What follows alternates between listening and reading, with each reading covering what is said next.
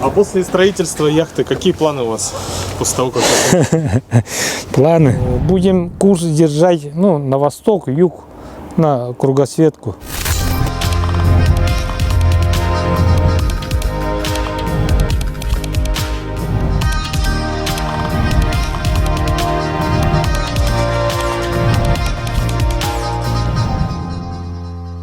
Григорий, расскажите про ваш проект. Он достаточно уникальный. И насколько он уникальный? Я так понял, что в России даже, да, то есть не строят подобного плана яхты. Да, действительно, этот проект класс река-море. Это значит и по реке может, и на море, даже и океанский класс. Потому что у него киль выдвижной спускается вниз. Когда на реке у него осадка получается 1,60 м. А когда на море выходит, паруса поднимать, и главная мачта здесь будет 20 метров высотой. Киль отпускается, это гидравлический киль. У него вон, видите, буль. Это буль называется, там залито 4 тонны свинца мы залили. А вот эти балласты, они и чугунные, и металлические, каждый вот по 20 килограмм, по 25 килограмм. Итого полностью получается общий балласт где-то 13-14 тонн, только балласт. Это там включая и жидкий балласт, и твердый балласт, и этот киль с булем вот отпускается и поднимается. Действительно такой яхты нету в мире, единицы. Вот можно сказать. Только класс у него как бы этот, ледовый, арктический, и в то же время получается мы по теплым странам, у него уникальность в том, что корпус металлический. В основном бывает не металлический, а это металлический корпус. Толщина корпуса получается 8 миллиметров толщиной. Это обшивка. Все новое, круизный, на экспедиционный, можно сказать, даже. Потолки высокие, длина корпуса 24 метра, а по ватерлинии 19 метров. Общий вес где-то 80 тонн получается.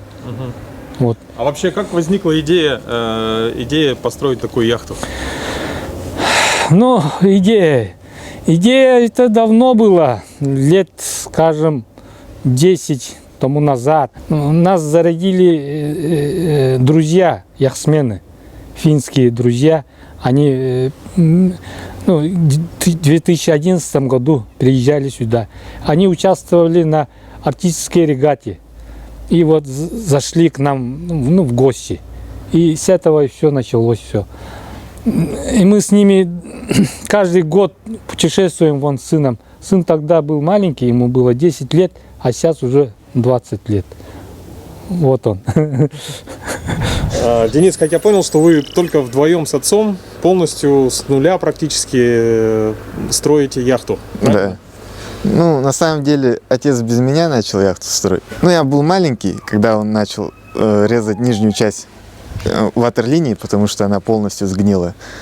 И поставил новую сталь 8 миллиметров. Я мало участия в этом принимал. Тебе тогда сколько лет было, наверное?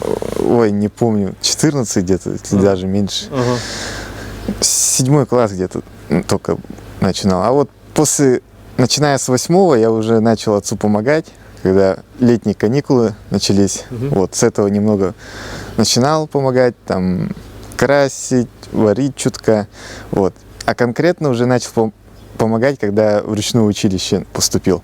Вот. Первый курс я закончил очно, а затем я перевелся заочным на заочку, и там уже полностью себя посвятил постройке, помощи отцу постройке яхты. Вот. Там я освоил сварки, практически все виды, токарки, кузнечное дело, помимо. Вот. И потихонечку вот таким опыта и набрался за эти пару лет. Здорово. А так, что для тебя самое сложное, может быть, в освоении, допустим, в постройке яхты? Так-то мы с отцом-то вообще мало про эту тему знали, когда начинали. Только во время процесса начали в эту тему вникать. Собственно, мы многое с кем общались, с специалистами разными, и то некоторые тоже в этом теме очень, так сказать, поверхностно все знают. Ну, нам приходилось как бы на практике все это воплощать в жизнь. Вот здесь вот свинец заливаем, это жидкий балласт, твердый свинец, это металлический балласт. Так, это матросово якоря 100-килограммовые. Так, вот здесь получается вон корпус. Толщина металла 8 миллиметров. А это подрулька. Здесь аноды закрепляется. Но мы тоже залили, все готово. Как бы это защищает от коррозии. А это подрулька. Он как бы подруливает вот это. Он винт. Это гидравлический. Тоже класс ледовый. Что обычно пластмассовый бывает. А мы с песом вот так заказали. Вот. Дальше пойдем.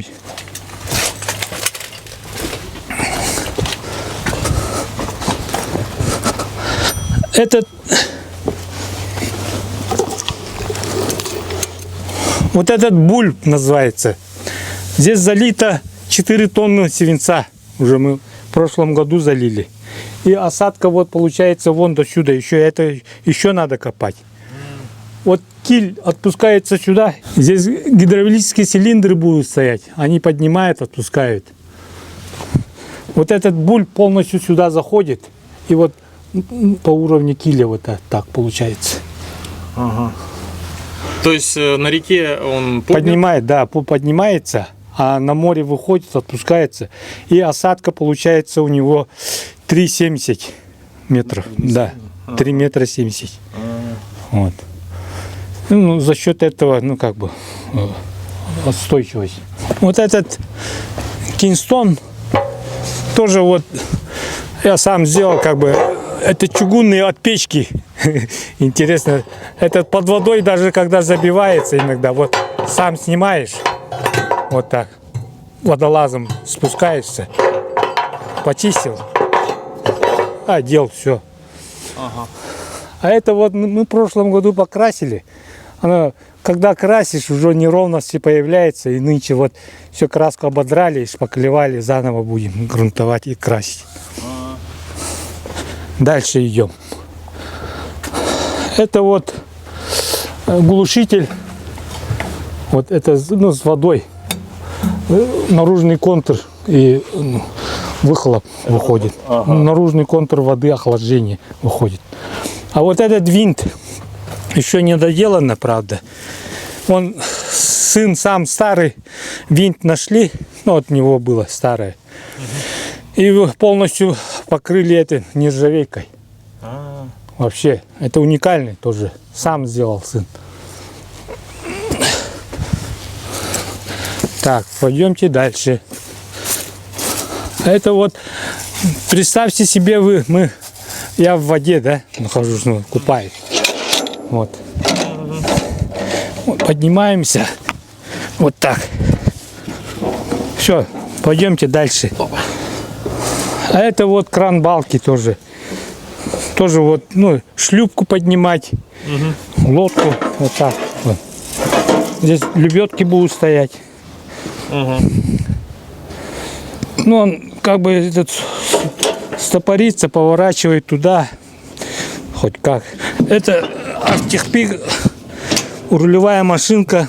Тоже там двойную сделали, как бы рулевую. Механическую. Тросовая. Это когда идешь под парусом.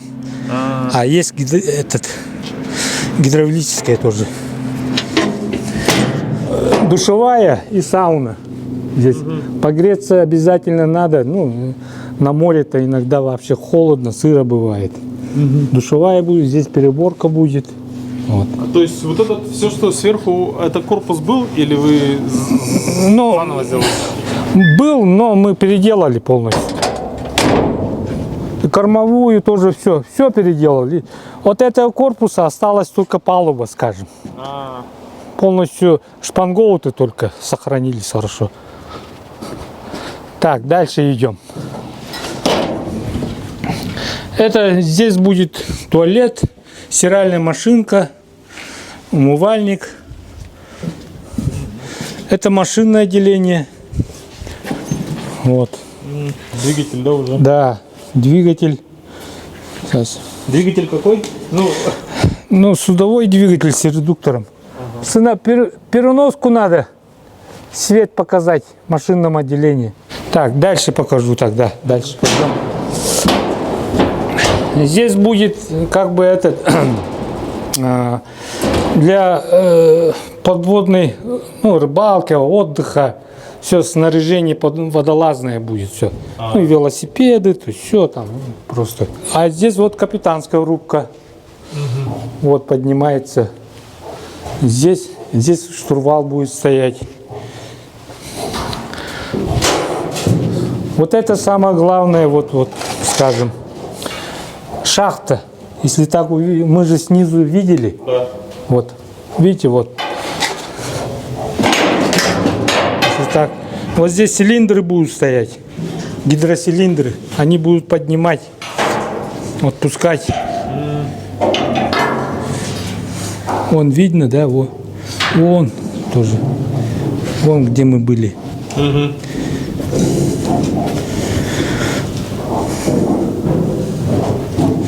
Вот здесь будет камбус, ну, кухня, скажем. Вот. Ну, плита электрическая, газовая, вот, холодильники, ну как кухня, как камбус полностью. Так, здесь пойдемте тогда я покажу. Здесь каюта. Каюта внизу, да? Да, здесь каюта. Вот сейчас только увидели, да, это шахта, вот это вот, где киль отпускается. Ну, вот специально сделали этот, ну как, ребро, чтобы было жестко, все. Это самое больное место, из-за этого вот, ну, как бы это особо не старается, ну, с движным этим килем. Не старается. Большая нагрузка да, идет. большая нагрузка идет. Поэтому мы полностью усилили вот это все. Это трагедия даже у них получается постоянно из-за этого. А мы, ну, конкретно сделали как надо. Это вот жидкий балласт будет. Это твердый балласт. Здесь все они складывается и закрепляется, чтобы не болталось. Здесь, ну, кровать, здесь туалет, душевая будет. В то же время вот здесь это будет служить как пресная вода и как балласт. Вот сюда будет на умывальник, на туалет, все, ну, душевая, вот. Два в одном, как бы, получается.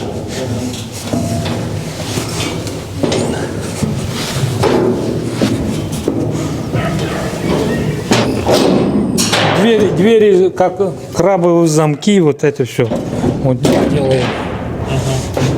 Рестор конкретно закрылся и все. Еще и доработать надо. Да. А это будет служить как в то же время как стол.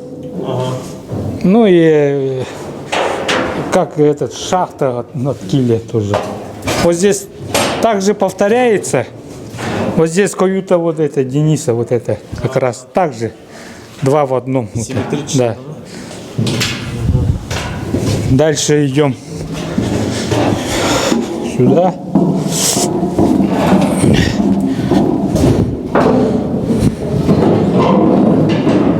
Это кают-компания.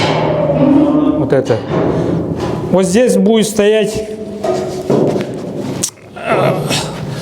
мачта, вот вон крепление. Пока что не заварено, просто вот. Да, вот здесь он будет входить. Ну, здесь труба будет диаметром, толстостенная труба, 240-ка будет. Это тоже вон балласты чугунные, сюда складывается полностью тоже. Тоже закрепляется. А это вот переборка тоже. Судно разделено на 7 секций непотопляемые. В случае чего вот закрыли все. Это тоже каюта для пассажиров, для гостей. Здесь на 5 так рассчитано. Вот. Ну, как бы двухъярусный, Да. Вот здесь тоже вот этот мы тоже сами сделали. От морского судна большого вот сами переделали, как бы люк. Открывается, закрывается. И здесь лестницы будут тоже. В смысле, сюда можно вылезти? Да, вылезти. Но она открывается полностью. Там стекло будет. Так. Здесь тоже лестница будет. Ну, как аварийный, в то же время как и свет, и свежий воздух. Кстати, здесь будет кондиционер, будет отопление.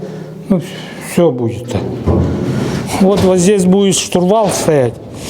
И в то же время тоже сами самодельно сейчас готовим, там мастерской. Автопилот будет здесь включен. Как бы здесь механическое, гидравлическое, ну, штурвал будет, руками, когда крутишь. И в то же время будет электрическое вот здесь. И в то же время это электрический моторчик будет подключен на компьютере, вот эти. Ну, и автопилот будет включен. Так, дальше пойдем. Вот это сделано для того, чтобы тоже переключается, там клапан, ну, закрывается, открывается там, и получается вот это как под парусом идешь в штурвал уже. Вот она, видите, вот тоже это слицевая, вот это вот. Сейчас покажу. Вот здесь тоже будет штурвал. Ага. Это вот ярославцы, вот тут. Тоже будет. Вот здесь, ну, управляешь уже под парусом, когда идешь. Уже паруса подняты. Ну, а здесь получается солнечная батарея, и тоже будет служить как, ну, как тен. И в то же время электричество. Угу. И здесь солнечная батарея, там будет солнечная батарея. Здесь осторожно. Ручки пока вон сняты, все. Это вот снимается, в случае чего, ну, краном поднимаем полностью киль. Ну, когда установим киль, то есть цилиндры, мы уже ползуны будем регулировать, поднимать, поэтому там отпустим уже, ну, постоянно, как бы этот, чтобы подлежало к ремонту, все на болты. Да. Здесь мачта здесь будет стоять. Вот спускаемся. Вот теперь заходим в сердце корабля. Это машинное отделение.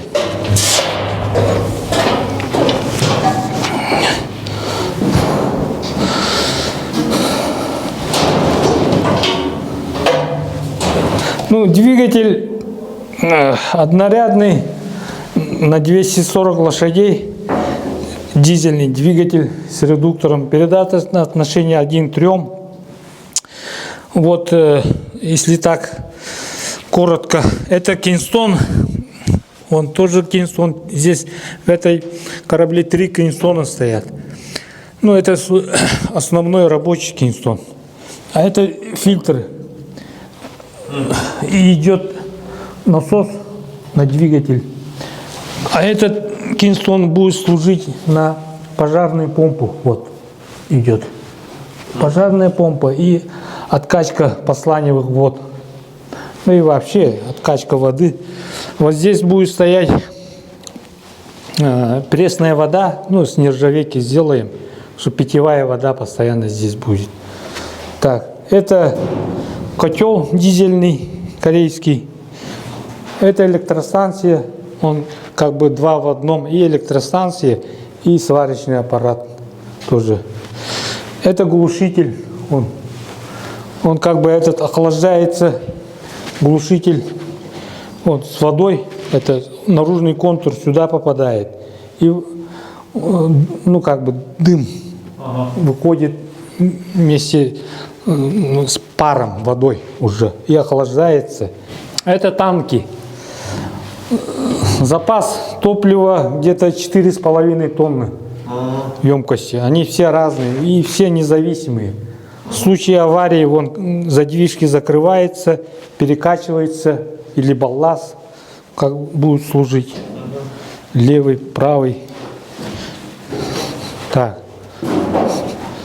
Этот тоже опреснитель. Это американский опреснитель. Мы тоже старую нашли и подшаманили кое-как. Тоже сделали. Ну как, здесь емкость будет под питьевую воду. На море, чтобы пресная вода постоянно была. А какая производительность у него? Ну, производительность не такой уж большой. Но этот как бы уже серии-то уже вышла как бы. Поэтому особо, ну, старая. Ну, до лучших времен, надеюсь, потерпит. Но у нас запас воды у нас будет, потому что емкость там везде есть. Общей сложностью пресной воды где-то 3 тонны будет постоянно. Так что это, думаю, достаточно. Это на всякий случай просто. Вот. Здесь вон запасной люк, тоже аварийный. Вот. Так. Здесь будет, ну, слесарный стол, пресс, тиски, там все, инструменты, ящик инструментальный. Ну. Это этот танк для масла на гидравлику, потому что много масла понадобится, потому что у нас все и гидравлический подъем и киля, гидравлический подъем, ну, и якоря тоже так гидравлические, и подрулька тоже гидравлическая. Ну, резервное масло все равно надо. Это на двигатель тоже расходник. Это все тоже танки под соляры будут. Вот, 5 емкостей под соляры. Вот. Ну, здесь будет насос. Вот здесь, если посмотреть, да? Вот здесь будем устанавливать гидравлический насос ША-50. Он будет выключаться, отключаться будет пневматически. Там с рубки можно включать постоянно, чтобы насос не грелся, ну, не работал постоянно. Когда надо, киль поднимать, включилось, кнопку нажал, включился. Когда надо, поднять якоря. Постоянно, чтобы... Ну, холодильники-то будем делать здесь тоже. Холодильники это, ну, типа такие тоже холодильники на масло. Это, без этого тоже, ну как, свойства теряет, когда масло греется. Ну, вот этот, вон брашпиль. Тоже, ну, итальянское производство. Под наши вот лежат цепи, и звено вот как раз шаг к этому подходит. По спецзаказу сделано. Вот. Здесь, если вот увидеть, там вон подрулька, насос. Это исполнитель как бы. Вот это, да? Да. Тоже итальянское производство. Вот. Ну, это вот люки, как бы, он как и аварийный, вот, видите, вот крючок, вот тоже все самодельное, все, но если все покрасится, не хуже заводского будет. Все сами все делаем. Вот. Он будет служить как и форточка, и как освещение, и как аварийный. Ну, мало ли что бывает. Вот. И главное, артистически, как вот, зимой, когда, не зимой, когда холодно, здесь от волны лед замерзает вода, и льдом становится все. Обычные вот эти европейские, они не подходят. Ну, ломается, опасно. Здесь приходится долбить даже, кувалдой все. Палуба все будет покрыта. Тика у нас нету, так что сибирской лестницей будем покрывать все. Ну и не хуже будет. Вот так. Не хуже тика будет.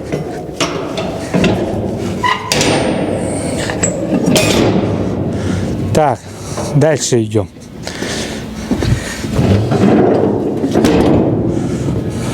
Вот все крепление под парус, все готово. Вон видно, да? Вот это форточки тоже.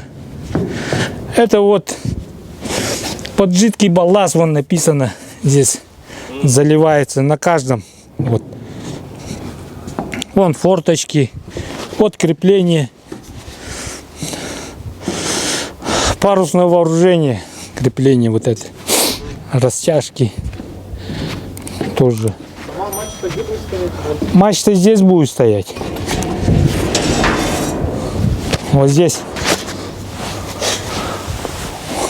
20 метров высотой будет мачта. Вот так.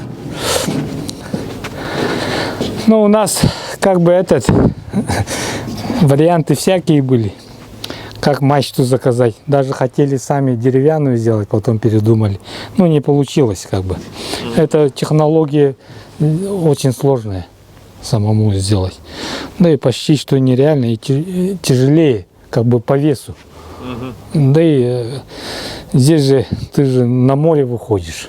Лучше да, проверенное с алюминия, уже европейские качества, все должно быть. А будете заказывать туда, да? Да, заказывать будем. Ну, переговоры ведутся, но общаемся, обсуждаем. Ну, и сейчас евро очень подорожало. Еще года два тому назад можно было, а сейчас вообще не знаю как. Ну, надо заработать как-то денег. Ну, очень дорого вообще. То есть то, что связано с яхтами именно. Все оборудование, все почему-то очень дорого. Ну, оно, наверное, как единичное, ну, как бы не серийное. Да, да. Ну, почему-то так, не знаю. Хотя для них это как бы тоже культура, да, и для европейцев.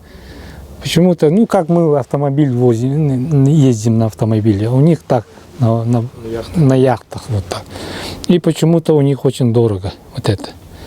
Хотя при желании можно было, был бы материал или что, самому можно было сделать. Но, увы, у нас даже проекты не делают в России. Вот. Интересно было даже, вот мы, когда заказывали проект, вот это установки, вот это крепление, это мы даже вот, у нас как бы, ну, с друзьями, языковой барьер, да, да. И с ними встретились вот в прошлом году на Адриатическое море, ну, Тивать.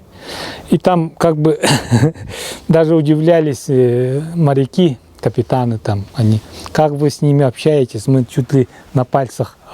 Ну и сейчас уже современно стали, через телефоны уже переводчики есть. И один проект, чтобы заказать, это очень дорого даже. Не то, что дорого, даже невозможно, потому что, ну, языковой барьер, потом у нас в России не делают проект. Вот в чем проблема. И на месте уже мы, находясь на яхте, показывали им, где что, как стоит, и мачту, и размеры. Я свои размеры им даю, они свои. И прямо на месте уже проект сделали, ну, на пальцах. И на этом уже все, и проект как бы они отправили мне уже. И я сам все уже вот установил. Сейчас можно просто заказать парусное вооружение и уже установить уже на плаву можно. Да, это так что все равно ходовые испытания надо пройти, поэтому спускать мы будем даже без мачты. Можно и так, и на плаву даже можно установить. Можно даже добраться до места, где... Да, на причал другой. Да. Да. Можно и так краном установить. Вот. Вот. Ну, жаль, что, конечно, у нас нержавейки-то нету, но это и дорого. Поэтому вот с черного металла все мы вот делаем. Но покрасится она, и не хуже будет выглядеть, чем нержавейки даже. Вот. И, конечно, все, когда делаешь своими руками, все, ну, вот это как, чуть ли не облизываешь вот это. Да. Вот. А это наш теплоход, наш, как бы, этот, 90-е годы кормилица была и до сих пор. Это тоже модернизацию полностью прошел. Водометный движитель я винтовой, на винтовой сделал. Корпус тоже новый. Заводской был совсем старый. 4 миллиметра толщиной было, а сейчас 6 миллиметров толщиной корпуса. И новый корпус. Мы в 90-е годы с другом работали постоянно. Ну, его не стало. И вот через честь его вот переименовал Андрей Богатырев. Он теплоход. И есть баржа с аппарелью. Баржа сейчас в аренде. Ну, как бы зарабатывает. А после строительства яхты какие планы у вас? После того, как... Планы? Ну, вообще-то, планы... Мы будем курс держать, ну, на восток, юг, на кругосветку. Как бы. Ну и приглашать своих друзей. Они нам показали всю Европу, всю европейскую сторону, часть. А мы их вот теперь на юг, на восток будем приглашать. И вместе будем ходить с ними. Ну, маршрут у нас море Лаптевых, Восточно-Сибирское море, Беринговый пролив, Охотское море, Японское море, вот, Владивосток, там будем тоже отстаиваться, ну, посмотрим. И дальше острова, Новозеландские острова, Австралия, потом и Южный полюс, Южная Америка, ну вот дальше вот так, вот такие дела. Ну, я не один, так что мы с сыном, он как бы самая основная как бы опора, скажем, надежда. Он и капитан, и механик, и стараюсь ему все передать свои как бы знания. Иногда бывает даже он сам меня учит. Вот. Ну, сообща вот так и работаем. Вот этот теплоход, водометный движитель был. Я в 94 году купил вот этот. Вот когда развал Союза было, я с севера приехал сюда, и там я строительным бизнесом занимался. И все пришлось сдать, там оставить. И когда приехал сюда, и отсюда как бы заочно продал свой дом там и купил вот этот старенький теплоход был тогда с боржой, 500-тонной боржой. И вот и все, водометный движитель, все. Вот это все переделывал. Видите, вот. Это все будем сейчас ремонтировать тоже. Уже винт. Наплавлять, как нержавейка, как вот сын будет заниматься. Вот. Дальше мы специально вот поднимать будем. Металл вон новый металл совсем. Видите, вот. 6-ерка. А заводской был 4-ка, а сейчас вон новый совсем. Полностью весь корпус? Полностью вес. 120 квадратных метров где-то поменяли. Корма здесь тоже вот удлинили. Где-то 1,20 м, что ли. И вал удлинен. Все. Кран-балка. Это камбус. Плита. Газовая, электрическая. На все случаи. Горячая, холодная вода. Это камбус называется. А это здесь душ, душевая, туалет. Вот. Так, вот здесь каюты. А обшивку вот эту тоже сами делаете? Конечно, я сам. Все. Это каюты, вот все. Вот. Типа такие. Вот каюты тоже. Ну, они беспорядок маленько. А это кают-компания. Вот это в каком-то году, вот.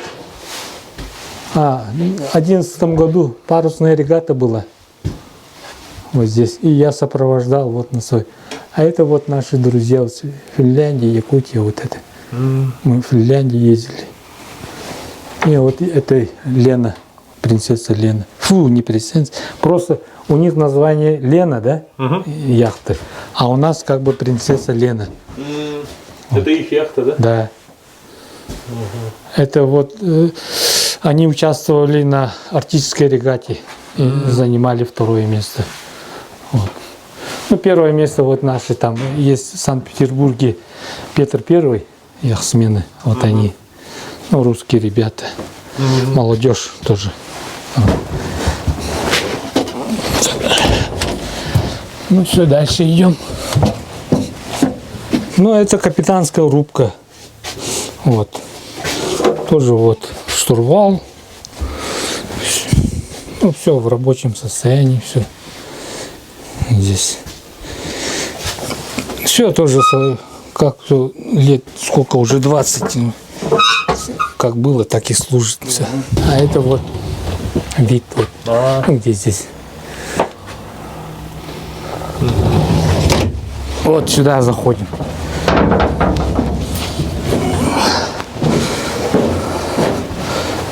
Вот двигатель тоже вот.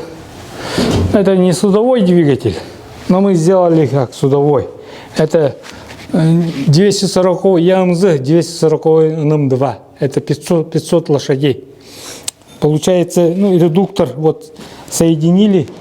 Если здесь вот, видите, вот колечки. Вон, 4 колечки. Здесь внутри тоже. Редуктор R600 до 600 лошадей. Тоже передать отношение 1:3. Ну и ставят все хорошие двигателя. Они не капризные. И любую соляжу сожрет. Все нормально. Вообще. Это тоже вот самодельные, вот сами сделали. На ходу 220. Постоянно холодильник, то все работает. Нормально. Вот ременная передача. Короче, генератор. Да, генератор. Это сгоревший генератор был у меня. Взял и переделал. Выкинул тут. Нормально. Вот. Вот этот через вот стабилизатор регулируется. Вот. Ну и вот холодильники. Все. Ну все здесь переделывал. Тоже. Котел тоже вот. Корейский. Дизельный тоже. Климат-контроль там стоит. Все уже. Тоже благостроенные, как бы. Не хуже яхты тоже, скажем. Но приятно. Работать тоже приятно до таких. И когда все четко работает, просто ходить на рейсы, это вообще удовольствие. Кран тоже вот. Раньше не было манипуляторов, да, вот японских. Вот недавно же стали. 20 лет тому назад не было таких. Вот я вот придумал выдвижной манипулятор свой. Тоже. Выдвигается торцевая туда-сюда. Вот. А это от Урала ступица. Вот, от Урала машины. Видите, вот. Сначала это сделал газоновский, она же загнулась. Ну, его просто усилил. И вот этот вот, основная вот. Вот, работает. Вот. Он хорош, что ремонтировать. Редуктор можно поднять, лодку можно поднять, по двигателю там головку поднять, то все. Хорошая вещь. Тоже. Это этот гак тоже вот открывается оттуда, слетает. Ну, высохло, что ли. Ну, короче, слетает, она высохла туда. У него осадка всего 70 сантиметров. Да, плоскодонный, речной. А винт диаметром, вот в чем интерес, да? Тоже винт диаметром 1000, ну, метр. И получается, как вот захлопку видели сзади, вот эта хлопка, захлопка, это на задний ход, чтобы воздух не высасывал. Винт получается вот так на 30% над водой, когда вперед идет, воду вот так высасывает. Полным ходом. Ну, первое время холостую крутит, конечно, воздухом же. Когда хватает уже, у нее там стоит насадка, как насос работает. И плюет как бы туда. А когда назад работает, вот эта захлопка закрывает, высасывает. И там уплотнители стоят резиновые. Закрывает. И получается воду только берет, а не воздух. Если этой крышки не было бы, когда поднято, он не работает. Холостую просто. Воду просто мучит. Вот. Принцип вот такой. А был водомет, да, там? Да, водомет был. Ну, у водомета, конечно, там КПД теряет много очень. Расход топлива. Да и вообще, у него он как бы этот водомет, когда шуга идет, у него забивается, там сетка стоит. Шугой, ну, льдом забивается. А здесь он до поздней осени можно ходить. Вот. Так что тоже уникальный проект. Вот так получается, да, это корпус. Вот вал. Здесь винт. Вот. Вот крышка стоит, здесь захлопка. Воду берет вот так. Все. Осадка здесь получается вот так. Здесь 70 сантиметров. Винт диаметром где-то вот так, метр. Вот здесь. Здесь насадка стоит. И вот здесь, ну, 1000, да, скажем. Вот. Вот здесь 1000. Это метр. И получается здесь 30 сантиметров над водой, под водой 70. А я вот имею в виду, осадка. вот эта часть, край винта и вот этот, Да, ну, одинаковые. в одной плоскости. Да, в одной плоскости. Вот так. Вот. Вот такой принцип. Кинстоны с завода были на дне, да, вот здесь. Когда намел, ну, это как вездеход, ну как у нас получается, ну как водный вездеход, да. Он постоянно, когда на мель сядешь, песок высасывает, на холодильнике забивается песком. Двигатель греется и останавливается. Уже. А поэтому я сделал кинстоны сбоку сделал. Вот здесь сетки. Вон видно даже. И в таком случае, если даже сядет на мель, он холодильники не забивается. И он моет себя. Вот они, да, вот они. Под себя моет и выходит. С любого. Дай ему ложку воды, и он хоть откуда выйдет. Да. Вот так. И вездеход как спасатель. Он может, большие суда иногда садятся на мель. Он подходит рядом. В короткую на буксир берешь, моет песок полностью. И вытаскиваешь его. Вот так я спасал несколько раз. По мощности мы, ну, в данное время у нас баржа 240-ка, ну, служит, работает сейчас в аренду, а 500-ка была, и 1000-тонная баржа была. Мы в 90-е годы вдвоем лес заготавливали в верховьях реки Лена. Вдвоем, представьте себе, и без всякой команды с Андреем 1000 тонн баржи лесом грузили. Представьте себе, это баржа 1000-тонная, да? И как грузить его, тоже это не так просто. И для того, чтобы грузить, обычно плавкраном грузят, а эта услуга плавкрана как бы дороже обходится, чем твой лес. Вот поэтому мы решили этот, ну, как бы тоже сделал. Баржа такая, как ложкообразная была, да, тысячник, как бы, ну, облегчил, ну, старая баржа была. Аппарель сделали. Здесь в то же время тоже сейчас стали погрузчики с захватом леса, да, ну, китайские. А тогда и не было такого. И мы сами тоже на погрузчик сделали челюстной погрузчик с захватом. И заезжает погрузчик. И здесь получается ширина 14 метров. Это борта. Вот это. Здесь надо оставить протопчину по метру. Получается 12 метров шириной. По 6 метров до круглого леса надо грузить было. Грузим. Заходит, кидает. Потом, когда рассыпчатый лес сыпется, когда грузишь, и не дает погрузчику выше грузиться. Ага. Понимаешь? Вот. Да. Как карандаш катится. Вот. Ну. И вот. Для этого мы сделали стаканы вот такие. Ну, там куски валяются некоторые. Вот, ну, 240-е, 30-е вот, стаканы вот такие. Туда же столбики 4-метровые ставим. Погрузчик наполняет вот эту часть. С кормы начинается. Но благо у нас были сосна, поэтому легкая. И как бы это небезопасно, что если тяжелый вес, нельзя грузить баржу с одного части. Можно утопить можно баржу. Вот так грузим и высотой 4 метра кидает. Таким же макаром полностью вот это все наполняем вот лесом. Вот так и заканчиваем. Выезжает. За 2 суток мы оттуда с берега грузим, а за сутки здесь разгружали одним трактором. Вот так. Ну, сплавлять, конечно, вниз по течению тысячник можно этим. Поднимали пустую корпусу, конечно. Вот.